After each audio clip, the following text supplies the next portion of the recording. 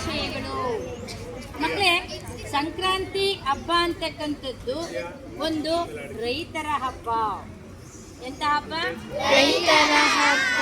ಯಾಕೆ ನಾನು ರೈತರ ಹಬ್ಬ ಅಂತ ಕರೆದೆ ಅಂತಂದ್ರೆ, ಕಷ್ಟಪಟ್ಟು ಹೊಲದಲ್ಲಿ ಗೇಮೆ ಮಾಡ್ಕೊಂತಕ್ಕಂಥ ರೈತ ಕಬ್ಬು, ಗೆಣಸು, ಅವರೆಕಾಯಿ, ಕಡಲೆಕಾಯಿ, ಕುಂಬಳಕಾಯಿ ಮತ್ತು ಎಳ್ಳು, ಬೆಲ್ಲ ಎಲ್ಲವನ್ನು ಅವನು ಆಗ ಒಳಗಡೆ ತರ್ತಕ್ಕಂಥ ಸಮಯ, ಹೊಲದಿಂದ ಒಳಗಡೆ ತರ್ತಕ್ಕಂಥ ಸಮಯ. ಮಕ್ಕಳೇ, ಆ ಒಳಗಡೆ ತಂದಂಥ ಸಂದರ್ಭದಲ್ಲಿ ಆ ದವಸ ಧಾನ್ಯಕ್ಕೆ ಪೂಜೆ ಮಾಡ್ತಾರೆ. ಕೇಳಿಸ್ಕೊಳ್ಳಿ, ಪೂಜೆ ಮಾಡ್ತಾರೆ. ಹಿಂದಿನ ಕಾಲದಲ್ಲಿ ನಮ್ಮ ತಂದೆಯವರು ಏನು ಹೇಳೋರು ಗೊತ್ತಾ? ಈಗ ರಾಶಿ ಮಾಡಿದರೆ ಆ ರಾಶಿಗೆ ಮೊದಲು ಪೂಜೆ ಮಾಡೋರು. ಕಾಯಿ ಒಡಾಕಿ ಪೂಜೆ ಮಾಡಿ ಅದಕ್ಕೆ ನಮಸ್ಕಾರ ಮಾಡಿ ಅನಂತರ ಆ ದವಸವನ್ನು ಬೇರೆಯವರಿಗೆ ಎತ್ಕೊಡೋರು.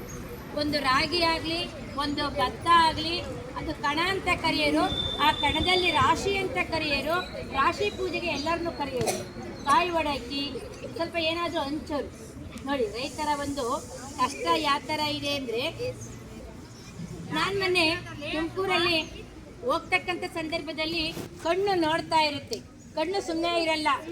ಎಷ್ಟು ಅವರೆಕಾಯಿ, ಎಷ್ಟು ಕುಂಬಳಕಾಯಿ, ಎಷ್ಟು ಕಬ್ಬನ್ನು ತಂದಿದ್ರು ಅಂದರೆ ನಾನು ಒಂದು ಕ್ಷಣ ಆ ರೈತನಿಗೆ ನಮಸ್ಕಾರವನ್ನು ಮಾಡಬೇಕಾಗುತ್ತೆ. ಯಾಕೆ ಅಂತಂದರೆ, ನಮ್ಮಲ್ಲಿ ದುಡ್ಡಿರುತ್ತೆ ಬ್ಯಾಗಲ್ಲಿ. ಎಂತೆಂಥ ಅವರೆಕಾಯಿ, ಎಂತೆಂಥ ಕಬ್ಬು, ಎಂತೆಂಥ ಗೆಣಸನ್ನು ತಂದು ನಮ್ಮೆಲ್ಲ ಇರ್ತಕ್ಕಂಥ ಟೌನಲ್ಲಿ, ನಗರದಲ್ಲಿ ವಾಸ ಮಾಡ್ತಕ್ಕಂಥ ಜನರಿಗೆ ಆ ರೈತ ತಂದು ಕೊಟ್ಟಿದ್ದಾರಲ್ಲ, ಇಲ್ಲ. ಅದರಲ್ಲೇನೋ ಒಂದು ಚುಕ್ಕೆ ಇರೋಕ್ಕಿಲ್ಲ, ತಗೊಳ್ಳಲ್ಲ ಜನ. ಒಂದು ಮುರ್ದಿರೋಕ್ಕಿಲ್ಲ, ತಗೊಳ್ಳಲ್ಲ ಜನ. ಒಂದು ಸ್ವಲ್ಪ ಜಲ್ ಕಡ್ಲೆಕಾಯಿ ಇದ್ರೆ ತಗೊಳ್ಳಲ್ಲ ಜನ. ಒಂದು ಸ್ವಲ್ಪ ಉಳುಕ್ ಬದನೆಕಾಯಿ ಇದ್ರೆ ಜನ ತಗೊಳ್ಳೋದಿಲ್ಲ. ಒಂದು ಚೂರು ತಿರುಗಿ ನೋಡ್ತಾ ಇರ್ತಾರೆ ಜನ. ಅಂತಹ ಜನ ಆಯ್ಕೆ ಮಾಡಿಕೊಂಡು ಮನೆಗೆ ತರ್ತಾರೆ. ಆ ರೈತ ಮಾರ್ಕೆಟಿಗೆ ತರಬೇಕಾದ್ರೆ ಹೇಳ್ತಾನೆ, ಎಲ್ಲ ವೇಸ್ಟನ್ನು ಅಲ್ಲೇ ಹಾಕ್ಬಿಟ್ಟು ಒಳ್ಳೆ ಹಸನಾದನ್ನು ಮಾರ್ತಾರೆ. ವೇಸ್ಟನ್ನು ಎಷ್ಟೋ ಸರಿ ರೈತರು ಮುಕ್ಕು ಮೂಳು ಆಗಿರೋದನ್ನು ಅವರೇ ತಿಂದು ಬಿಡ್ತಾರೆ, ಹೌದಲ್ಲ? ಹಾಗಾದರೆ ಸಂಕ್ರಾಂತಿ ಹಬ್ಬ ಅಂದ್ರೇನು? ಸಂಕ್ರಾಂತಿ ಹಬ್ಬವನ್ನು ಏಕೆ ಆಚರಿಸಬೇಕಾಗುತ್ತೆ? ಸಂಕ್ರಾಂತಿಯ ವಿಶೇಷತೆ ಏನು ಅಂತಕ್ಕಂಥ ವಿಷಯವನ್ನು ಬೇಗ ಮುಗಿಸ್ತೀನಿ ನಾನು. ಸಂಕ್ರಾಂತಿ ಅಂದರೆ ಸುಗ್ಗಿಯ ಹಬ್ಬ. ಸಂಕ್ರಾಂತಿ ಅಂದರೆ ದನಗಳ ಹಬ್ಬ. ಯಾಕೆ ದನಗಳ ಹಬ್ಬ ಅಂತ ಕರಿತಿದ್ವಿ ಅಂದರೆ, ಹಿಂದಿನ ಕಾಲದಲ್ಲಿ ನಮ್ಮ ತಾತ ಮುತ್ತಾತಗಳು ದನಗಳಿಗೆ ವರ್ಷ ಪೂರ್ತಿ ದನ ಕೆಲಸ ಮಾಡುತ್ತೆ. ದನ ಅಂದರೆ ಹಸು ಕೆಲಸ ಮಾಡಿರುತ್ತೆ. ಮೈ ತೊಳೆದು ಕೊಂಪಳ್ಸ ಇಟ್ಟು ಹೆಜ್ಜೆ ಹಾಕಿ ಕೊಂಬಿಗೆಲ್ಲ ಬಣ್ಣ ಹಾಕಿ ಶೃಂಗಾರ ಮಾಡೋರು. ಆ ಶೃಂಗಾರ ಮಾಡಿ ಕಿಚ್ಚು ಹಾಯಿಸೋರು. ಕಿಚ್ಚು ಅಂತಂದರೆ ಒಂದು ಬೆಂಕಿಯನ್ನು ಇಟ್ಟಂಗೆ ಇಡ್ತಕ್ಕಂಥದ್ದು, ಈಡು ಅಂತ ಕರಿತೀವಿ ನಮ್ಮ ಕಡೆಯಲ್ಲಿ. ಅದರಲ್ಲಿ ದನಗಳನ್ನು ಹಾಯಿಸೋದು ಅಂದರೆ ದನಗಳನ್ನು ಆರಿಸೋದು. ಅದರ ಹಿನ್ನೆಲೆ ಏನು ಅಂತಂದರೆ, ದನಗಳ ಮೈಯಲ್ಲಿ ಕಚ್ಕೊಂಡಿರ್ತಕ್ಕಂಥ ಉಣ್ಣೆ ಆಗಿರ್ಬೋದು, ಚಿಗಟ ಆಗಿರ್ಬೋದು, ನಮ್ಮ ತಲೆಯಾಗಿ ಏನಿರೋದಿಲ್ವ ಆ ಥರ ದನ ಕರುಗಳಲ್ಲಿ ಉಣ್ಣೆ ಇರೋವು. ಆ ಉಣ್ಣೆ ಚಿಗಟ ಅಂತಕ್ಕಂಥವು ಆ ಬೆಂಕಿಯಲ್ಲಿ ತುಪ್ಪ ಉದುರಿ ಬಿಡವಂತೆ ಒಂದು ವಿಷಯ. ಇನ್ನೊಂದೇನೆಂದರೆ, ವರ್ಷ ಪೂರ್ತಿ ದುಡ್ಡಿರ್ತಕ್ಕಂಥ ದನ ಕರುಗಳಿಗೆ ಶೃಂಗಾರ ಮಾಡ್ತಕ್ಕಂಥ ಹಬ್ಬ. ಎರಡನೇದಾಗಿ ಸಂಕ್ರಾಂತಿ ಅಂದರೆ ಏನು ಅಂದರೆ, ಸಂಕ್ರಾಂತಿ ಅಂದರೆ ಎಳ್ಳು ಬೆಲ್ಲವನ್ನು ಹಂಚ್ತಕ್ಕಂಥ ದಿನ. ವೈಜ್ಞಾನಿಕವಾಗಿ ಹೇಳಬೇಕು ಅಂದರೆ, ಎಳ್ಳು ಬೆಲ್ಲವನ್ನು ಯಾಕೆ ಹಂಚ್ತಾರೆ? ಆ ಎಳ್ಳು ಅಂತಕ್ಕಂಥದ್ದಲ್ಲಿ ಎಣ್ಣೆಯ ಅಂಶ ಇರುತ್ತೆ. ಚಳಿಗಾಲದಲ್ಲಿ ಮೈ ಕೈಯೆಲ್ಲ ಒಡೆದಿರುತ್ತೆ, ಬರೆ ಬಿಡ್ತಾ ಇರುತ್ತೆ ಕೈಯಲ್ಲಿ ಹಿಂಗೆ ಅಂದ್ಕೊಂಡ್ರೆ. ಆಗ ಎಣ್ಣೆಯ ಅಂಶ ಜಾಸ್ತಿ ಇರಲಿ ಅಂತಂದ ಎಳ್ಳು ಮತ್ತು ಕೊಬ್ಬರಿಯಲ್ಲಿ ಎಣ್ಣೆ ಅಂಶ ಇರುತ್ತೆ. ಆದ್ದರಿಂದ ಆ ಎಳ್ಳನ್ನು ಹಂಚ್ತಾ ಇದ್ದಾರೆ. ಇನ್ನು ಸಾಂಪ್ರದಾಯಿಕವಾಗಿ ಮಾತಾಡಬೇಕು ಅಂತಂದರೆ, ಎಳ್ಳನ್ನು ಯಾಕೆ ಕೊಡ್ತಾರೆ ಅಂದರೆ, ಒಂದು ಮಾತಿದೆ, ಹಳ್ಳಿ ಕಡೆ ಬಾಂಧವ್ಯ ಅಂತಕ್ಕಂಥದ್ದು ಬಹಳ ಮುಖ್ಯ. ಒಬ್ಬರು ಇನ್ನೊಬ್ಬರು ಮನೆಗೆ ಹೋಗಿ ಎಳ್ಳನ್ನು ಕೊಡ್ತಕ್ಕಂಥದ್ದು ಅಂದ್ರೇನು? ನಾವು ನೀವು ಒಂದೇ, ನಾವು ನೀವು ಬಂಧುಗಳಾಗಿರೋಣ. ಏನೇ ಮಾತು ಬರಲಿ, ಗಲಾಟೆ ಮಾಡ್ತಾರೆ, ಏನೇ ಮಾತು ಬರಲಿ, ಏನೇ ತೊಂದರೆಗಳು ಬರಲಿ, ಏನೇ ಮುನಿಸು ಬಂದಿರಲಿ, ಒಂದೊಂದು ಎಳ್ಳನ್ನು ಕೊಡೋದ್ರ ಮೂಲಕ ಏನಾಗುತ್ತೆ? ಬಾಂಧವ್ಯ ಬಿಗಿ ಆಗುತ್ತೆ, ಗಟ್ಟಿ ಆಗುತ್ತೆ. ಹಿಂದಿನ ಕಾಲದಲ್ಲಿ ಎಷ್ಟೋ ಜನ ಮುಂಚ್ಕೊಂಡಿರೋರಂತೆ. ಆ ಮುಂಚ್ಕೊಂಡಿರ್ತಕ್ಕಂಥದ್ದು ಏನೋ ಕೆಲಸ ಕಾರ್ಯಕ್ಕೋ ಜಗಳ ಏನೋ ಒಂದು ಮಾಡ್ಕೊಂಡಿರೋರಂತೆ. ಆಗ ಎಳ್ಳನ್ನು ಕೊಡುವುದರ ಮೂಲಕ ಕಾಂಪ್ರಮೈಸ್, ಬಂಧುತ್ವ, ನಾವು ನೀವು ಒಂದಾಗೋಣ, ಬೆಸೆಯೋಣ ಅಂತಕ್ಕಂಥ ಒಂದು ವಿಶೇಷತೆಗೆ ಎಳ್ಳು ಬೆಲ್ಲವನ್ನು ಕೊಡ್ತಾ ಇತ್ತು. ಮತ್ತು ನಾನು ಕೇಳಿ ಮಕ್ಕಳೇ, ಆ ಎಳ್ಳನ್ನು ಕಷ್ಟಪಟ್ಟು ಮಾಡಿರ್ತೀವಿ ಎಳ್ಳನ್ನು ಮನೆಯಲ್ಲಿ ಅಲ್ವಾ. ಗೆಣಸು, ಕಬ್ಬು, ಅವರೆಕಾಯಿ, ಕುಂಬಳೆಕಾಯಿ ಎಲ್ಲವನ್ನ ತಂದು ಮಾಡಿರ್ತೀವಿ. ಕೆಲವು ಜನ 4 ಜನ ಕಂಚೋದಿಲ್ಲ.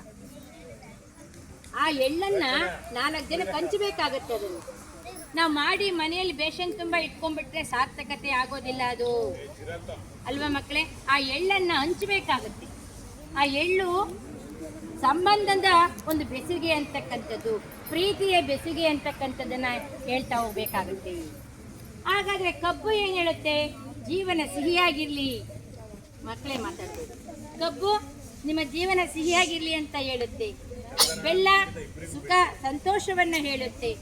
ಎಳ್ಳು ಬಂಧುತ್ವವನ್ನ ಹೇಳುತ್ತೆ. ಮತ್ತು ನಾವು ಬೆಳೆದಿರ್ತಕ್ಕಂಥ ಸಿಹಿಗೆಣಸು, ಕುಂಬಳೆಕಾಯಿ ಎಲ್ಲವನ್ನು ಹುಡುಕಿ ತಂದು ನಾವು ಸಂಭ್ರಮದಿಂದ ಸರ್ಕಾರಿ ಹಿರಿಯ ಪ್ರಾಥಮಿಕ ಪಾಠಶಾಲೆ ಎಳೆಯೂರಿನಲ್ಲಿ ಈ ಸಂಭ್ರಮವನ್ನು ಮಾಡಲೇಬೇಕು ಅನ್ನೋ ಉದ್ದೇಶದಿಂದ ಮಕ್ಕಳಿಗೆ ಈ ಎಳ್ಳು ಬೆಲ್ಲದ ಅರಿವಾಗಬೇಕಾಗುತ್ತೆ. ಈಗ ಈ ಎಳ್ಳು ಬೆಲ್ಲ ಹಂಚೋದು ಅಂತಕ್ಕಂಥದ್ದು ಇತ್ತೀಚೆಗೆ ಏನಾಗಿದೆ, ಪ್ರತಿಷ್ಠೆಯ ವಿಷಯ ಆಗಿದೆ. ಪ್ರತಿಷ್ಠೆಯ ವಿಷಯ. ನಾನು ಆ ಥರ ಕಲರ್ ಹಾಕಿದ್ದೆ, ಈ ಥರ ಕಲರ್ ಹಾಕಿದ್ದೆ, ಅಂಥ ಕೊಬ್ಬರಿ ಹಾಕಿದ್ದೆ, ಇಂಥ ಎಳ್ಳು ಹಾಕಿದ್ದೆ. ಇದು ಯಾವೂ ಬರೋದಿಲ್ಲ ಮಕ್ಕಳೇ. ಎಳ್ಳು ಎಂಥದೇ ಆಗಿರಲಿ, ಬಣ್ಣ ಎಂಥದೇ ಆಗಿರಲಿ, ಅದು ಪ್ರೀತಿಯ ಬೆಸುಗೆಯನ್ನು ಬೆಸೆಯುತ್ತೆ, ಸಂತೋಷವನ್ನು ಕೊಡುತ್ತೆ ಅಲ್ವಾ, ಸಂಬಂಧವನ್ನು ಉಳಿಸುತ್ತೆ. ಮತ್ತು ಒಬ್ರಿಗೊಬ್ರು ಎಳ್ಳನ್ನು ಹಂಚೋದ್ರಿಂದ ಬಂಧುತ್ವ ಉಳಿಯುತ್ತೆ. ಹೌದಲ್ಲ ಮಕ್ಕಳೇ ಅಂತ ಹೇಳ್ತಾ, ಈ ದಿನ ನಮ್ಮ ಸರ್ಕಾರಿ ಹಿರಿಯ ಪ್ರಾಥಮಿಕ ಪಾಠಶಾಲೆಯ ಮಕ್ಕಳೆಲ್ಲರೂ ಸಹ ಈ ಬಣ್ಣ ಬಣ್ಣದ ಚಿತ್ತಾರಗಳನ್ನು ಬಿಡಿಸಿದ್ದಾರೆ. ಅವರೆಲ್ಲರಿಗೂ ಸಹ ನಮ್ಮ ಕಡೆಯಿಂದ ಒಂದು ದೊಡ್ಡ ಚಪ್ಪಳೆ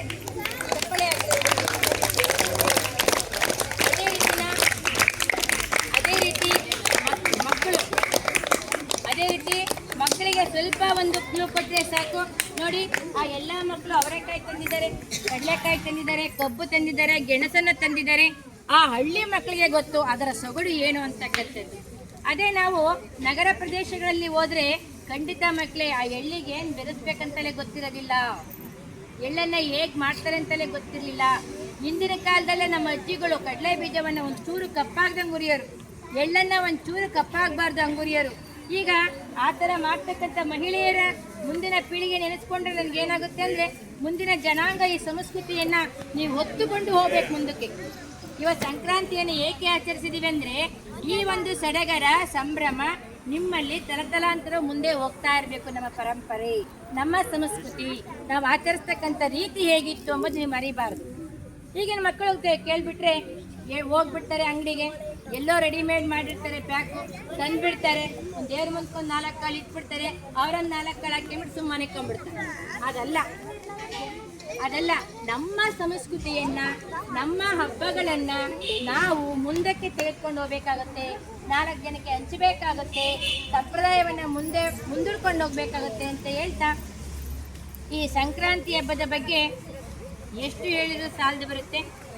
ಆ ದಿನ ನಮ್ಮ ಹೆಣ್ಮಕ್ಳು ಕ್ಲೀನಾಗಿ ರೆಡಿ ಆಗಿಬಿಟ್ಟು ಸಂಜೆ 5 ಗಂಟೆಗೆ ನೋಡಬೇಕು. ನಗರ ಹಳ್ಳಿಗಳಲ್ಲಿ ಮನೆಗೂ ಹೋಗಿ ಹೇಳ್ಕೊಡ್ತಾರೆ, ಶುಭಾಶಯವನ್ನು ಹೇಳ್ತಾರೆ, ಸಂಕ್ರಾಂತಿ ಶುಭಾಶಯವನ್ನು ಹೇಳ್ತಾರೆ. ನೀವೆಲ್ಲ ಮಾಡಿದ್ರಲ್ಲ ನಿನ್ನೆ, ಅದೆಲ್ಲ ಇನ್ನು ಮುಂದಿನ ಸರಿ ತುಂಬ ಚೆನ್ನಾಗಿ ಮಾಡೋಣ ನಮ್ಮ ಶಾಲೆಯಲ್ಲೂ ಅಂತ ಹೇಳ್ತಾ, ನಾನಿವತ್ತು ಈ ಕಾರ್ಯಕ್ರಮ ಎಳೆಯೂರಿನಲ್ಲಿ ಯಾಕೆ ಇಟ್ಕೊಂಡೆ ಅಂದರೆ, ಆ ಒಂದು ಪರಂಪರೆ, ಸಂಪ್ರದಾಯ, ಸಂಸ್ಕೃತಿ ನಮ್ಮ ಶಾಲೆಯಲ್ಲಿ ಮಕ್ಕಳಿಗೆ ಗೊತ್ತಾಗಲಿ ಅಲ್ವಾ. ನಾವಿವತ್ತು ಪಾಠ ಪ್ರವಚನ ನಿಲ್ಲಿಸಿದೀವಿ 1 ಗಂಟೆ, ಯಾವುದೆಲ್ಲ ಮಕ್ಕಳೇ, ಅದು ನಿಮಗೆ ಬರಲಿ, ಮುಂದಿನ ಪೀಳಿಗೆಗೂ ಅದು ಹೋಗಲಿ ಅಂತ ಹೇಳ್ತಾ, ಸಂಕ್ರಾಂತಿಯ ಶುಭಾಶಯಗಳನ್ನು ಎಲ್ಲ ಶಿಕ್ಷಕರಿಗೂ ಸಹ ಸಂಕ್ರಾಂತಿಯ ಶುಭಾಶಯಗಳನ್ನು ಹೇಳ್ತಾ ನನ್ನ 2 ಮಾತನ್ನು ಮುಗಿಸ್ತಾ ಇದ್ದೀನಿ. ಈಗ ಮುಂದಿನ ಕಾರ್ಯಕ್ರಮ